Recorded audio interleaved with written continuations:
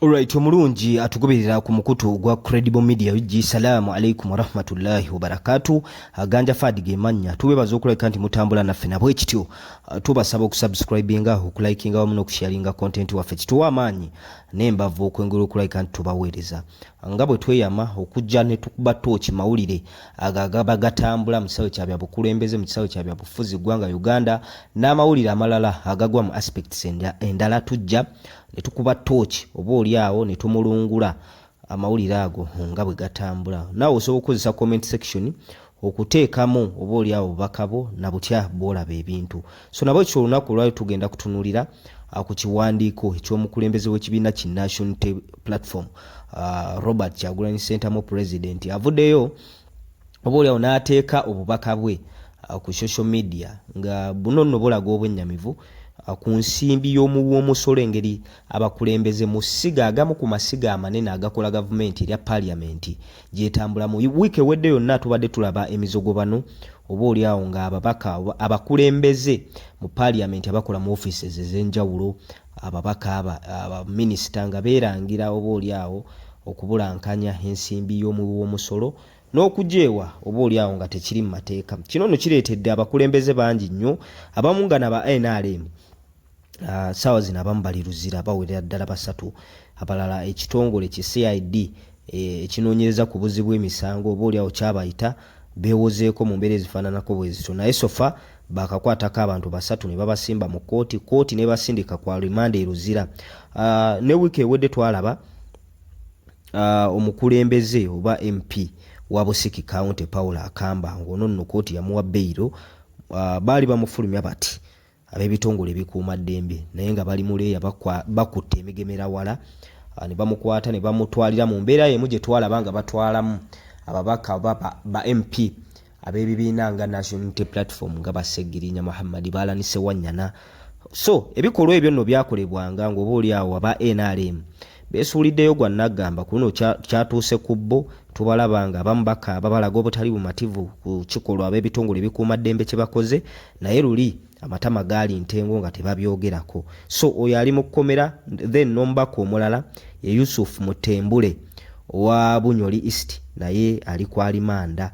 N'omubaka omulala ye mubaka omukyala owa Rurengo District Sise Donizia Namuju naye oba oliawo ali mu nsonga ezo za buli bwanguzi. Kati nno kireetedde omukulembeze w'ekibiina ki National Platform okuteeka obubaka bwe nga naye oba oliawo alaga ensimbi ate abakulembeze ab'okuntiku mu parliament engeri gye bazeegabanyamu okudiibuuda okw'ekika ekyawaggulu. So mbaka bw'ataddeyo bwa lulimi luzungu oba luli mu kinyaanyimbe naye tugenda kulabika nti tubusomeramu mu lulimi lwennyini lwabiteereddemu, then ffe tugezeeko okubitaputa tulabe bubaka ki bw'abadde yeetisse mu message eno gy'atadde ku social media platforms ze.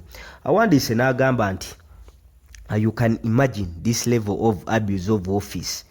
It is now turns out that Anita Amongi spends 532 million shillings of our taxpayers' money to fence and purchase compound lights for our private home in Bukedia district. N'ateeka mu bracket in contest, Bukedia district is one of the poorest districts in Uganda. Mu lulimi olwaffe lutegeera obulungi awandiise n'agamba nti abantu okukozesa obubi woofiisi ennaku zino kiyitiridde. Kino kiddiridde Anita Amongi mbu yakwata ensimbi eziwerera ddala obukadde 532. Sente zino n'azikozesa okulayika nti azimba ekikomera eky'amaka ge ag'obwannannyini, then n'agula n'amataala compound lights agagenda mu compound ye emame ebenga gye basiiza omuzigo. Ate nno nga bibe byawaka maka ge agasangibwa wali e Bukedia district yakozesa obukadde 5 mu miliyoni 32 okwejalaba okufaananako bwe kutyo sikulabangako nze nganze omuntu. So neyeyongerayo ng'awandiika n'agamba it also turns out that Anita Amongi and her deputy Tayebwa spent 591 million shillings to purchase 2 generators for their private homes. Era munnange omukyalo ono Anita Amongi ne deputy we Thomas Tayebwa basaasaanya ensimbi y'omuwoomusolo obukadde 591 nga munnange mu bagenda gula genereeta zaabwe ezigenda okulabika nti zibayambako mu maka gaabwe obanga amasannyalaze galazeewa kye twebuuze ekyo naye nga bw'otuna ssente zino buli muntu ndowooza aba yafuna obukadde nga 206 weewatu sente ze baba bagabanye buli omu okufuna genereeta oba genereeta kika kyeyo mungu yamanyi oba zezino eza factory ennene eza chiri soda n'endala mukama katonda yamanyi naye nga akasente keeko omukulembeze wa National Unity Platform n'ebbaluwa eziraga nno clarity nazo azitaddeyo bulungi nnyo n'afundikira ng'agamba very sadly while this plunder was going on the leaders we sent to check and stop it were bribed in silence and joined the looters. Agazezaako n'agamba nti oba oli awo abakulembeze be basindikayo okulabika nti bakomya ebikolwa ebifaananako bityo n'okubaceekinga n'okubateekako akazito baleme kukola bintu ng'ebyo mbu baabaliisa ne basirika abamu abalala ne bajoyininga. Wano nno omukulembeze Robert Kyagulanyi Ssentamu bw'akola statement bw'etyo tekikomyawo obukadde 5 kubaawo ekitiibwa Mathias Mpuuga lwakuba abantu abamu obwekitiibwa bw'essaawa zino babutankana naye emmengo tevangayo oba oli awo kiwandiiko kigamba nti obwekitiibwa bamuggyeko naye abantu babutankana mbu lwa bikolwa bye. So mu mbeera ezifaananako bwe zityo nti babasindika kubaceekinga obukadde 5 obwo bwagabanyizibwa ne bacommissioners ab'enjawulo ze zimu ku ssente oba oli awo ze baagabanira mu ebweru w'amateeka ga parliament kuba bo kennyini bw'obabuuza tebasobola kuzinnyonnyolera kyokka ng'ate tulaba mu kiwandiiko kyawo w'ekitiibwa Bobi Wine Ssentamu president ataddeyo obukadde 5 bwa kuzimba kisenge n'amataala obukadde 591 bwa generators z'abakulu abakulu ya parliament ab'oku ntikko so ne be basindika okubaceekinga boli awo leader of opposition kyali kikulu nnyo mu kaseera ake yaliko naye twamuwulirako mu ssaga za bukadde 5 so afundikidde agamba this madness will only come to an end when we the people rise to the occasion and put an end to the dictatorship, to Museveni's dictatorship. Agambye nti bino ebikola byonna ebikolebwa oba buno obugwi bw'eddala oba oli awo bweyolekera mu parliament ng'abantu bagaba n'omusimbi bantu baspendinga ssente n'okuzibuzaawo mu ngeri erya bunnomu kijja kukoma ng'oba oli awo abantu mmwe nnyini musituse ne muggyako gavumenti ya mwami Museveni obwa nakyemalira. So mu mbeera ezifaananako bwe zityo bwe bubaka w'ekitiibwa Robert Kyagulanyi Ssentamu president bw'atadde ku social media platforms ze ez'enjawulo ne tujja oba oli awo tugabaneko ne bannayuganda kuba abakulembeze bano buli bwe bateeka obubaka oba oli awo bwonna bwe baba babutadde oba bwa maloboozi oba buwandiike baba balina audience gye batagetinze okulabika nti ebufuna. So byebyo ebikolwa oba oli awo byeyolekera mu parliamenti y'eggwanga Uganda ssente zigabanibwa abantu beesongamu ennwe kyokka ate ng'omulimu gwa parliament omukulu kulabika nti etukolera amateeka aganaatambuza eggwanga ne ligenda bulungi maaso n'ekyokubiri okutemaatema ensimbi y'omuwoomusolo kuba ekyaddala bannayuganda basasula omusolo era obuzito bw'emisolo recently awo bwe badde bakaba infreeze efuse infreeze. So ebintu ebifaananako webityo parliament ebyo byonna ebitugerekera kyokka ate eyina n'obuvunaanyizibwa okulondoola ebitongole bya gavumenti byonna. Ssente zino kasita baziteeka ministries oba sectors ez'enjawulo parliament eba n'obukiiko obw'enjawulo oba obukiiko obulondoola ku ssente y'omuwoomusolo ekoze ebyo byeteekeddwa okukola mu kaseera nga bannayuganda basaba service delivery ku ground nga balaba nti yamunguuba ssente eno gye baweereza ekoze byeteekeddwa okukola. Ssente bwe zigenda tugeze mu ministry oba mu sector nti ya byabulamu amalwaliro galimu eddagala galina facilities ennungi galina ebikozesebwa oba oli awo binaasobozesa abasawo n'abalwadde okufuna abasawo bagondeza emirimu gyabwe n'abalwadde okufuna akalembereza awo baba balaze nga ebikozesebwa gyebiri bwe ziba zigenze mu sekta ya byanguudo, enguudo zikoleddwa wano mu Kampala tulaba Mpompogoma, Saapolo n'ebitundu ebyenjawulo. Feeder roads zonna eziri wano mu Kampala Metropolitan mu nsi oba oli awo ezina obukulembeze nga butuukira ddala ku ground, ezo enguudo zonna nkole. Ne bw'otuuka e Kampala wano n'ogamba bannaayo tugenda Ttanda, ebyo byonna obitunulamu n'onyeenya mutwe. Kati bwe tugenda mu agriculture tukimanyi bulungi nnyo era batugamba mbu agriculture ye backbone y'ekonomi yaffe.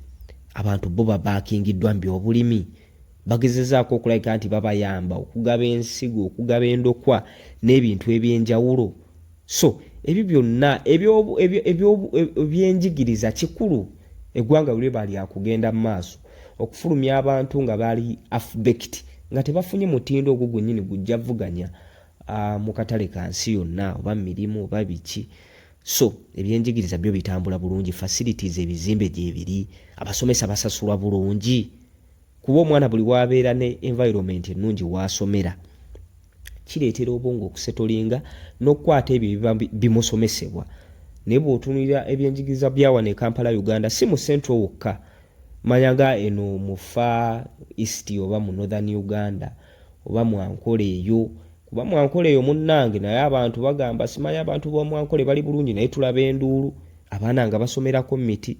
Mambuka kyayitirira ne mu Far East kyayitirira. Kyokka ekyennyamiza nti na wano mu Central wennyini abantu weebali aba amasomero weegali nga mutuufu bw'olitunulako onyeenya mutwe ng'embuzi etenda enkuba ti bannange tuli luddawa wano. So ebintu bwe bityo nga bitambula n'ensimbi ng'oba oli awo abantu bagisaasaanya nga bwe bagisaasaanya nga bwe tuzze tuwulira amawulire ag'enjawulo ne bwe tugajjayo, eggwanga liba ligenda kutambula litya. Saabakulembeze nga bano oba oli awo bayaayaanira ebintu okutambula nga bwe biteekeddwa okutambula. Bwe bavaayo n'obubaka wano buno nga obubaka bwasembezaayo Oweekitiibwa Robert Kyagulanyi Ssentamu agambye nti abantu bennyini balina okusitukiramu ku lw'eggwanga lyabwe. Amawanga gonna ge twegomba oba oli awo agatambuddeko obulungi mu byenkulaakulana, abatuuze baayo mpagi sseddugge nnyo wakati mu kulaba ebitambula obubi gavumenti zaabwe ze zikola oba abakulembeze bye bakola. Abantu tebasirika, emimwa tebagiteekamu, bagireka okulabika nti emimwa gyetaayo okwogera ebyo ebituufu abakulembeze bye bateekeddwa okuwulira. Okitegeera n'okubaceekinga n'okola obutabaweeza n'okulaga obutali mumativu mu buli mbeera yonna ku ebyo bitatambula bulungi. Amawanga agaakula abatuuze baago bwe baakola ebyo bye bateekeddwa okukola gakuze era abaana baffe kati bagendayo okukola obwakadaama banoonyezaayo emirimu egy'enjawulo. So mu mbeera ezifaananako bwe zityo naffe bwe tuba nga twegomba Uganda ffe okugyeyagaliramu n'okusingira ddala abaana n'abazzukulu baffe maaso eyo ng'amawanga amalala ge twegomba. Abaana n'abazzukulu ssaawa zino be bali mu kweyagala naye nga bajjajjaabwe baakola omulimu munene nnyo. Gwe kennyini olina okukozesa omutwe gwo okwetegeerera. Tokkiriza munnabyabufuzi yenna kutegeerera, kuba munnabyabufuzi gwe wamuwa bwesige agenda atuuse obubaka bwo. Naye bw'olaba nga obubaka oba oli awo n'endowooza zo ze wamutuma okutuusa tazituusizza, yekkusa ye n'abafamire ye bazimba mbuto, omuntu oyo tomutiiririra, mugamba ekituufu nga totunulidde na bitiibwa ky'oba oli awo kyepeki z'ayina ye nga ye. Wabula naawe okozesa omutwe gwe kuba mwonna emitwe gye gimu. Just nti oli Katonda yamuwa bukulembeze n'aba nga yabakulembedde, naye kitegeeza nti yabasinga okutegeera. So Munnayuganda bwe tuba nti tuli bakuza ggwanga lyaffe, abazzukulu n'abaana ne balyeyagaliramu, ebyo bye tulina okulabika nti tukola. So obubaka bw'omukulembeze w'ekibiina ki National Unity Platform President Robert Kyagulanyi Ssentamu Bobi Wine bw'atadde ku mikutu gye gimugattabantu, naffe oba oli awo ne tujja tubukumemu ttooki n'okubumulungula. Kye tubasaba mu comment section nammwe kuteekayo ndowooza zammwe ez'enjawulo ku bubaka buno Oweekitiibwa Robert Kyagulanyi Ssentamu bw'ataddeyo, naye nga tubeebaza okulabika nti mutambula naffe ku mukutu guno. Kye tubasaba kwe kulabika nti musubscribinga, kikulu nnyo okulayikinga n'okusharinga obubaka bw'obuwulira ng'obufunyeemu oba oli awo ekinyusi ng'oyagala okubugabanako ko n'omulala, bugabane abantu babufune, tulabike nti tutwala eggwanga lyaffe mu maaso. Ganja Fadi ge mannya, Credible Media yo gigwe mukutu, Salaamu alaikum wa rahmatullahi wa barakatuh.